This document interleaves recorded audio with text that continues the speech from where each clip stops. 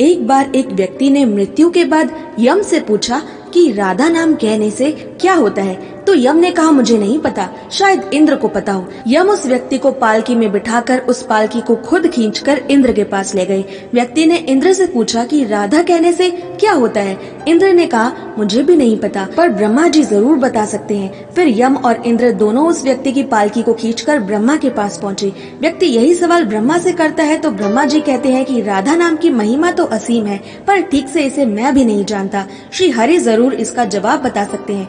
फिर ब्रह्मा, यम व इंद्र तीनों उस व्यक्ति की पालकी को खींचकर श्री हरि के पास ले गए। बस श्री हरि से कहा कि ये व्यक्ति पृथ्वी से आया है और राधा नाम की महिमा जानना चाहता है। तो श्री हरि बोले कि एक बार राधा कहने की महिमा यही है कि इस जीवात्मा की पालकी आप जैसे दिव्य देवता उठा रहे हैं और अब ये व्यक्ति मेरी गोद में बैठने, मुझे प्राप्त करने का अधिकारी है।